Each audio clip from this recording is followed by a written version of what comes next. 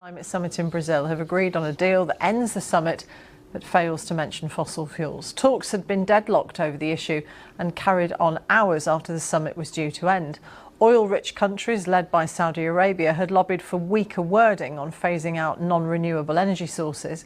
The EU said it would accept the deal but called it far from ideal. Well, with us is our Climate and Science reporter, Esme Stallard. Spell out what's in this deal, first of all, Esme. Well, what Brazil were trying to achieve is move beyond just more and more targets. What they wanted to say is there a roadmap to trying to reduce fossil fuels, a roadmap for cutting deforestation?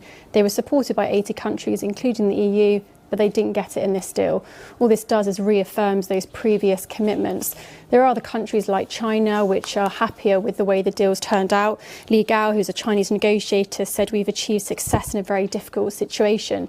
They'll be happy because there's more financing from developed countries and also measures to try and restrict trade that the EU and China were discussing, particularly over high carbon intensive industries like steel. What difference will it make, though? Because there have already been warnings that we're too late to prevent the 1.5 degree Celsius increase that had been part of the Paris Agreement ambitions. Exactly. Scientists came into this saying we need more aggressive emissions reductions, a very clear idea of how we're going to cut fossil fuels to make sure global temperatures don't continue to rise in line with what they're doing.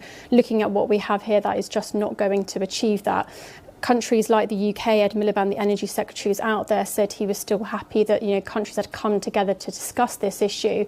But certainly it seems right now that we're not going to see global temperature rise come down with what's on the table. What's the reaction